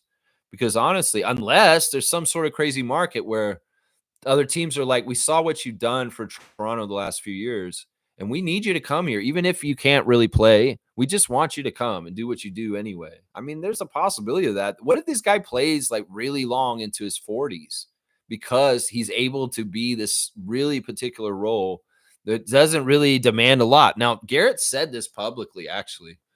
He said that he will hang it up when he feels like he physically cannot play at the level the NBA is, that he will call it on himself, not the other teams or anybody saying, oh, Garrett, you're not good enough to play in the NBA. He has to test himself physically this summer to make sure that he still feels like he's at the level where he should be playing because he can compete at the NBA level. So he said that in the last one summer, not this like last year. I think last summer he said it. He's like, well, I'm going to see if I feel physically up and still like at the level where I am NBA level, and then I'll come back. But if I'm not, you know, and that shows when he gets in those little spot moments when he does get in the game, he's playing at an NBA level and he's not a drop off in any kind of bad way. And that's important when you're getting up to his age. I mean, he's what, 39 now? He just had his birthday recently. He's 38 or 39. So in some ways, it's like he's got to, you know, gauge himself physically, personally. And he'll decide some of the decision from that, whether he's going to play or not this year. Smooth saying he will be needed. Raptors going to be a playoff team. Yeah, I would love for Temple to continue to be here. He's been fantastic. I think that you could allude and make the connections that the great job with the rookies this year is partly because of Temple's presence. Like, we've had really good luck the last couple years with Grady and the draft class last year with very astute, mature young men that are coming in professionally and doing everything right. No knuckleheadedness. I feel like this is partly the guidance of the coach and the coaching staff and the front office, but also Garrett Temple. The Garrett Temple is just a great resource as an old head to be there. And these guys all love him. They celebrate the hell out of him. And I feel like in some ways he's part of the secret of the success for some of the really good development and time from the 5 rookies for our team last year. That in some ways, that is how valuable is that? Seriously, you got a guy you can say, oh, he's old, he never plays. But how much is he contributing to allowing the young players on our team to be professionals and help them, guide them to get the utmost best from their career. In some ways, if young players come into the NBA and they don't have a veteran like Garrett Temple on the team, they get misguided and they get bad habits and they have backtrack. I mean, the Rockets went through this, man. A couple years ago, the Rockets were a team with no leaders that were older, and they were just spinning their wheels. And some of the development for young Jalen Green and some of those other young players on the Rockets was not going anywhere because they didn't have somebody to guide them. If we didn't have Garrett Temple on our team, in some ways, maybe Jamal Shed isn't as astute and capable and put together in some ways. He probably is because it's really his personality. But at the same token, how much did Garrett Temple make that transition from Houston Cougars to Toronto Raptors for Jamal Shed? Seriously. It's really nice to have somebody just confirm, like, hey, Garrett, this is happening, this and this. What do I do in this situation? He's like, oh, listen, Rook, listen, man, you just got to do this and this and this. You'll be all right. It's really self-assured to have somebody who's going to be able to guide you. And you're not just blindly trying to figure stuff out in the NBA, right? Right. I think that is on the download part of what made our rookie class so good this year is partly leadership like Garrett. I'm not going to say it's just him. There's a lot of guys on our team that could be good leaders. Jakob, Scotty, Chris, RJ, Emmanuel. These guys can all be leaders to these younger guys, even if they're young guys themselves.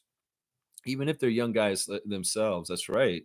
That's right. Dak Canadian's back. Good to see Dak Canadian back in the chat. We missed you, Raptor Freak, Dak Canadian.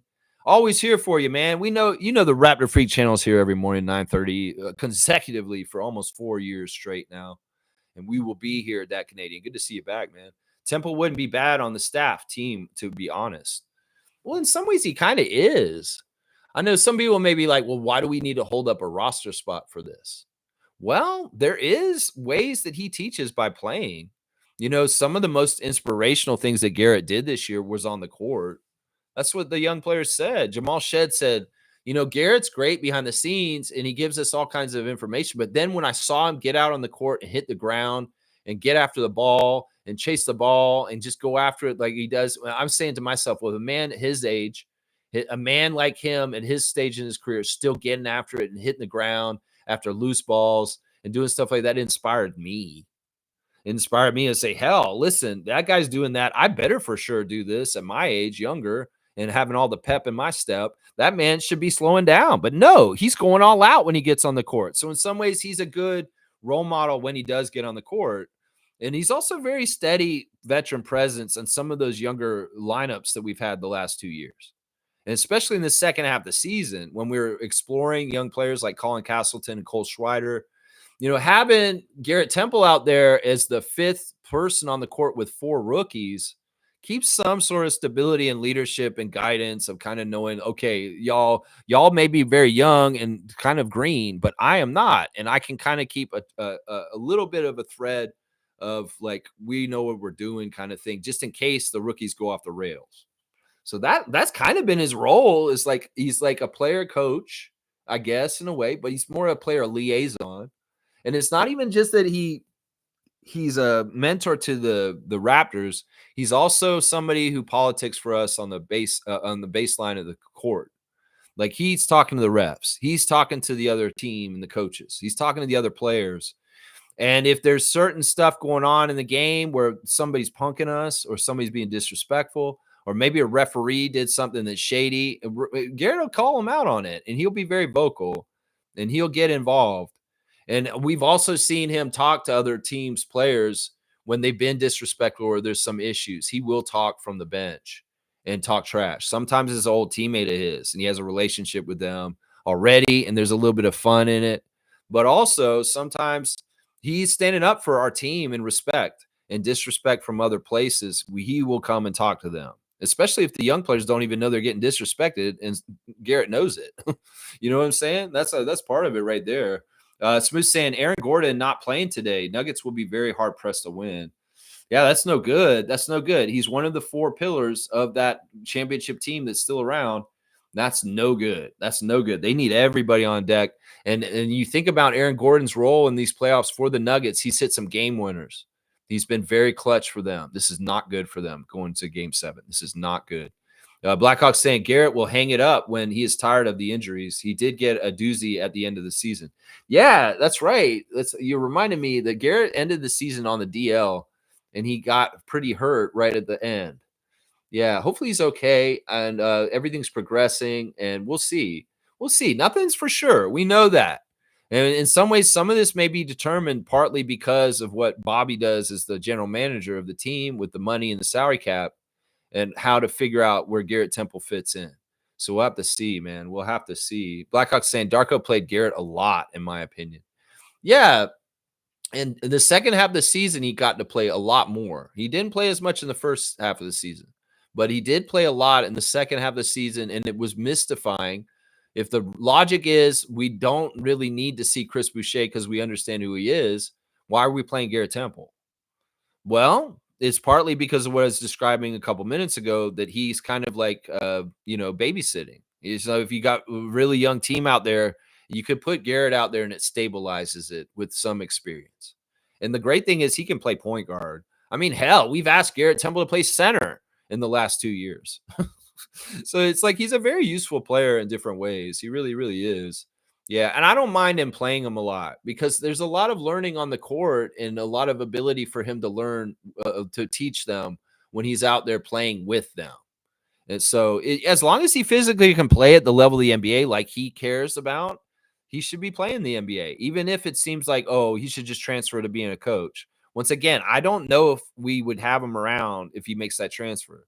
I don't think that that's what Garrett has aspirations. As much as Raptors fans would love Garrett Temple to just join the coaching staff, I don't know if that's for sure or even possible. It could very well be that he has all kinds of different ideas about what he wants to do with his career after he's done, because he has all the paths in the world. I'm serious.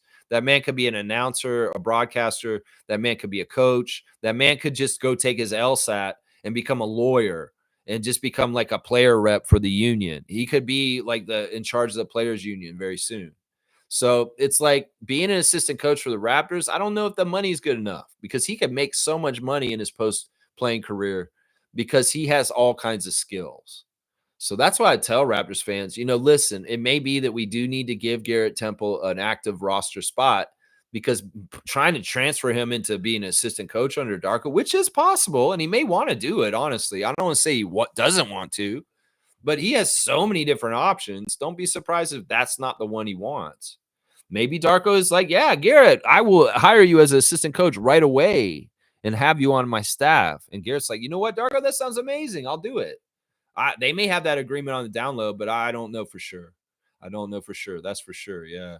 Vets are important. Otherwise, we just have expensive G League teams without them. This is true. This is true. That's a great way of describing it right there.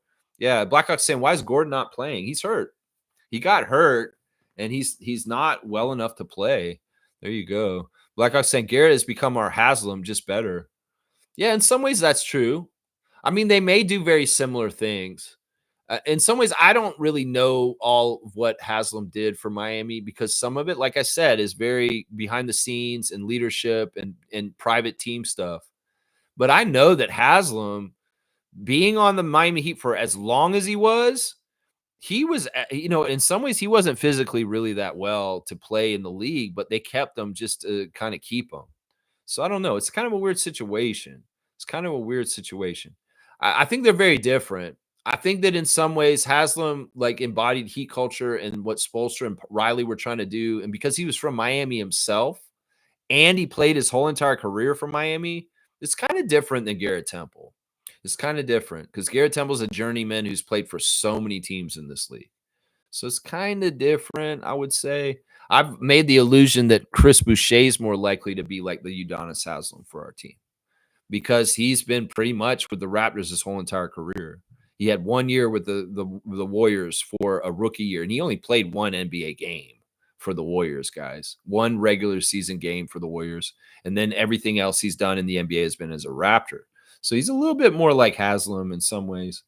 Let's see. Ingram's hanging out in Toronto also. Good to hear. Brandon is cool. Brandon is awesome.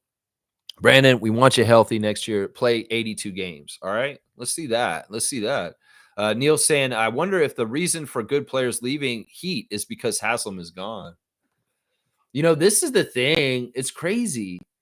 because there's been a lot of like established kind of stuff going on in the NBA for a long, long time, and some of it's just kind of starting to turn to a new era. We've talked about this, like LeBron and Kevin and Steph. Those guys are going to retire in the next couple of years. Now we've got Popovich gone. That's it symbolizes something. The Miami Heat, what you just said with Haslam and the mess that they were this year, Jimmy Butler taking off, Pat Riley making overtures that he may not be around with the Miami Heat in charge as much. There's going to be a rebuild there. There's a lot of shifting and changing in the league right now. Milwaukee's going to have to do some soul searching this offseason. The Celtics, to a degree, have to do some soul searching. The Suns completely need to restart again. There's a lot of shifting. And in some ways, the Raptors being a couple years ahead in their rebuild already may jump up in the escalator of the NBA above some of these teams that are having to reset and go back. And some of it is big, huge names like LeBron retiring. Some of it is Greg Popovich not being able to coach anymore. Some of it is teams that were supposed to do really well this year failed, and they have to do switching around. So, yeah, Miami in some ways is a total reset. And I think that your comment about Haslam is very probably apropos. Mavericks completely changing everything there from Luka era, Mark Cuban era to the ugly, stupid era of Nico and the ugly genocidal owner.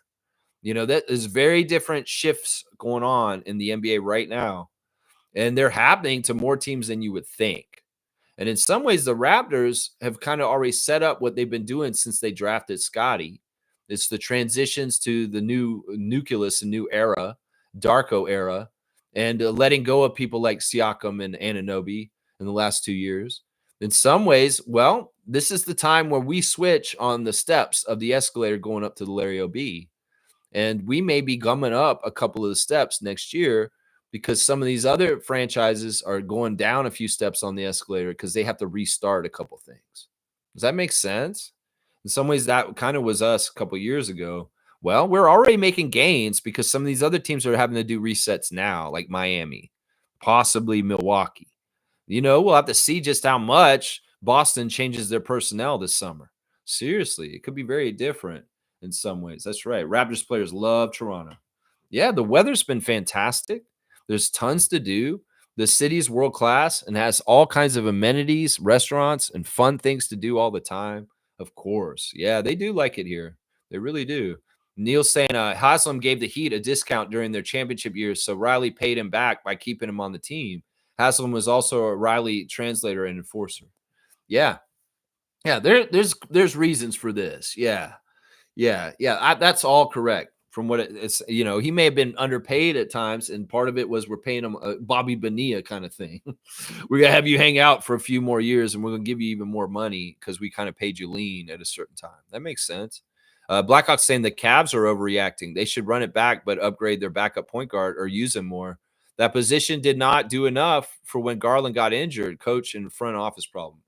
Yeah, that's a good point. Garland not being available, they didn't really have anybody solid as a backup point guard, and that hurt them. Yeah, that's a really good point, Neil. I'm going to give you a dunk for a very astute guide here. And this is the thing. They can be very dangerous in these kind of moments where you have failure after such a successful year, you'll overreact.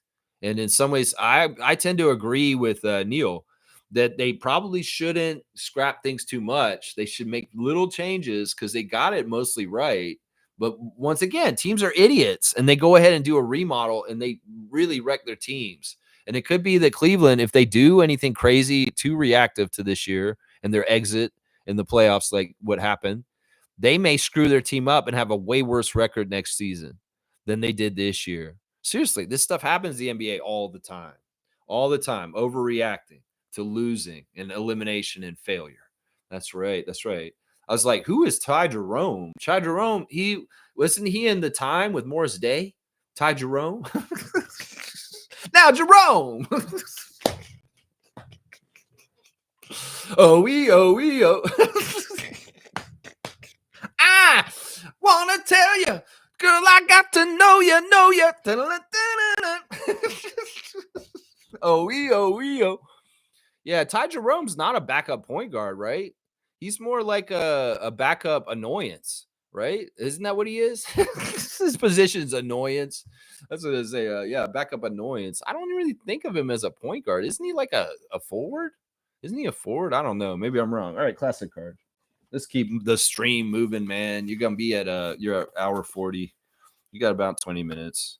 Nice low key, chill ref report, Sunday report. Nothing too crazy. You know what? I don't like those cards. I'm gonna pick a different one. Those cards, like the one I had yesterday for Drew Holiday, where the answer is like in a weird spot. It's in the middle. All right, here we go. Classic card of the day. Write the name in first to get the points, and we'll see who's getting the classic card for today. Full name answer. There you go. You see who I see. Can you see what? Oh crap! The name's on the side.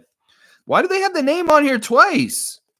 It's like, how do I hold this card with the name twice on here? Y'all saw it? Did y'all see it? I guess maybe I should get a different card. That's screwed up. It was Dorian Finney-Smith. But it said Finney-Smith along the side of the card after I showed it. That's kind of dumb, man. Why did that happen? All right, let's get a classic. Okay, cool. This is a coach card. Dorian Finney-Smith was the card, but you could see his last name on the side because they put his name on there twice. I covered his name at the bottom, but it was on the side too. All right, it's a coach's card, y'all. Who is this? Coach's card. You don't even know the team because I've covered up the symbol. This is an old Skybox card. This is a classic card, so it's classic. Coach's card. You know this coach. Classic card of the day is a coach, y'all. That's right. Skybox card. I like the Skybox series. They're very beautiful.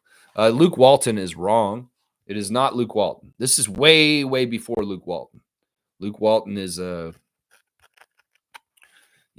is almost when his dad was playing in the league. Seriously, this is like 1990. This card. This is very old. OKC and the Pacers got depth, right? Sorry, Knicks, but once Brunson sits, the team goes stagnant. That's going to catch up to them at some point between the Thibodeau and his everything that he's done with them. He's going to catch up at some point. He kind of looks like Pat Riley, this guy. A little bit. Not really, though. Kind of looks like Pat Riley. Trevor saying, I miss Toronto in the summertime. It's so much to do. Lots of hanging out. So much different function to go to. Carabana is now known as Toronto Carnival. Yeah, it's patio season. Lots of people sitting out on the patios with their pints and just enjoying the nice weather. Sitting around town. A lot of people going to the lake. A lot of people cottaging this weekend. Don Casey is wrong. Don Casey refereed the Clippers for a little bit in there. He kind of looked like the old commissioner, Rod Thorne, Don Casey. Yeah, he kind of looked like Rod Thorne back in the day. I mean, we have talked about Rod Thorne in a long time. He was an old NBA executive that kind of just went away. I guess he probably passed away. That's probably why. Let's see. That's not the right answer. Do you own a team that this guy coached for? Well, this is the guy. Nick Nurse is coaching for the team now. So this guy coached for that team. If that tells you anything. Yeah. As far as this guy from this year and that team and Skybox series, first series Skybox, which is this card series, was in like 1990. So yeah, Bill Fitch. Man, you're hitting. I see this like DZ in some ways. Coaches may be an Achilles heel here. Bill Fitch, the great Celtics coach, also a coach of the New Jersey Nets for a while. He coached a lot of different teams. Cavaliers. No, it's not Bill Fitch. Longtime coach in the NBA. It's not Bill Fitch. That's not right. This coach, his daughter is an announcer in the G League right now. In fact, she announces for the team that he coached for in this picture, G League. And I think she also announces for the Washington Capital City Go-Go. I don't know why she does two announcing for two teams in the G League. Like, I'm pretty sure she covers two different teams in the G League as the color commentator. Yeah. I think she's color commentating or she's play-by-play. I'm not totally sure. But this guy's daughter is a commentator in the G League. That'll tell you something right there. I don't know if that's a helpful clue. Seriously, this is interesting. Y'all don't know this. I know this face. I would have gotten this myself, but that's because I was watching this era pretty intensely in the NBA at this time. But yeah, his daughter is currently one of the announcers for the Delaware Bluecoats and their G League team in Philadelphia. That's right. Oh, I gave it away. Which team he was coaching? He's coaching the Sixers, Nick Nurse's team. I gave that away earlier when I said this guy's team is coached by this, Nick Nurse right now. Yeah, Slug Deezy is guessed 3 answers already, and he doesn't have another one. Nobody else has got this. All right, I'll give you another clue. This guy's first name is the first name of one of the main characters on The Office American edition. He's probably the main good guy, and I won't consider Michael Scott a good guy. Let's just put it that way. So this guy has the same first name as the character on the American Office. That's kind of the main character, the main good guy on the show. It's not Dwight. He's not the good guy. If y'all think that Dwight Schrute is the good guy on American Office, you're wrong. So this guy's first name is the same first name as Dwight Schrute's nemesis. I guess that's the right way to say it. His nemesis. The guy who was fun on the show. The guy who's causing all the trouble in some ways. You know the name of that character. I guess he was with Pam, right? That was his character was with Pam. Didn't they get married or something? Jim Lynam. There you go. You got it. It's Jim Lynam.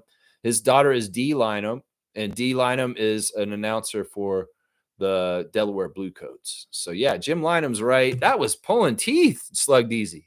I believed in you though. I guess I kind of gave it away when I brought up The Office, right? Jim Halpern, Jim Lynam. Yeah, it's pretty good. Pretty good right there. You got it from the name Jim.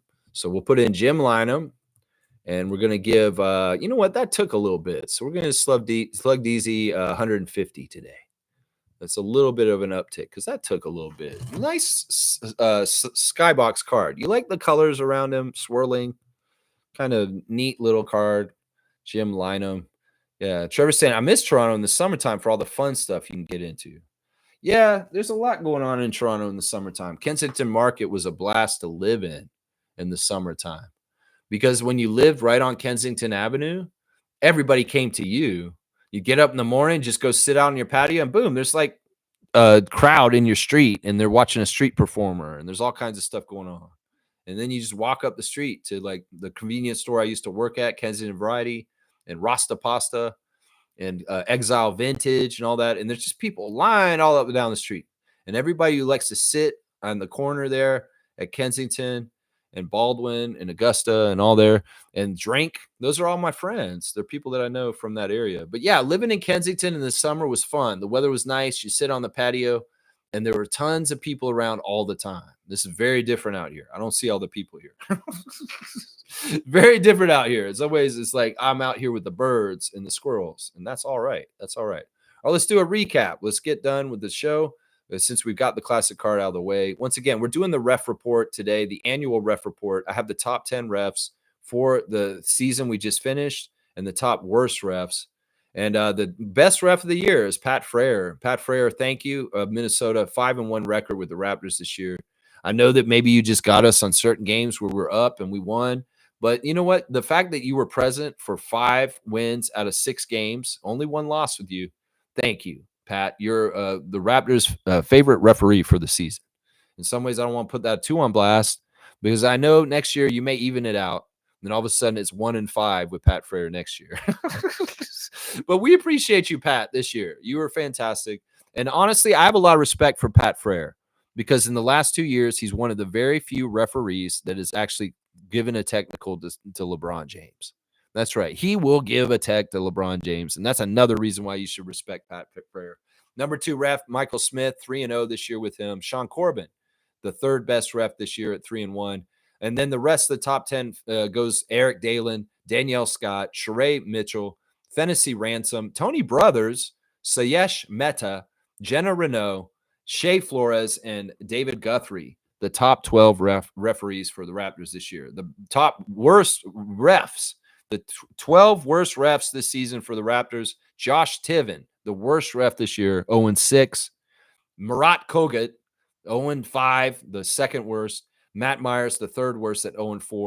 Jenna Schroeder, 1-5. Kevin Cutler, Derek Richardson, CJ Washington, JD Rawls, Carl Lane, Nick Booker, Jason Goebel, and Courtney Kirkland round out the worst 12. Yeah, really, really interesting stuff on the ref report this year. Always finding out new stuff. The referees for today's game: Denver at Oklahoma City. Scott Foster is the crew chief. He favors the Nuggets. Josh Tiven, the worst ref for the Raptors this year, who stole that game from Jamal Shed, is the referee. He favors the Thunder. And James Williams is the umpire. He favors the Thunder also. The alternate is Pat Frere. He is favoring the Thunder also. So a lot of favor for the Thunder other than Scott Foster in the game today. Great WNBA action yesterday as the Liberty beat the Aces. The Fever beat the Sky.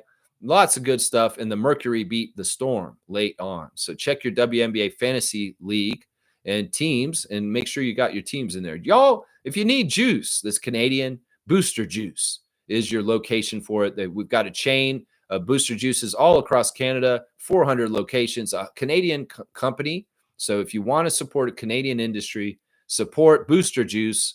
They're led by Dale out of Sherwood Park, Alberta. They started in 1999 and they've just blown up. So if you want some juice from a juice restaurant, Booster Juice is 100% Canadian. Boom goes the dynamite. There you go. Let's see. I did that. Happy birthday, Bill Bano, Reggie Evans, and Danielle Marshall. There you go. Let's see. Anything else I need to check on before I get out of here? Nah, that's pretty much it. I've gotten to everything that I wanted to cover for today. We'll do a Monday moment or Monday memory tomorrow on Monday. I'll figure out what that content is, and we'll have it for you guys tomorrow morning. That's right. Trevor's saying, I told all my friends next summer we're going to come to Toronto for Carnival.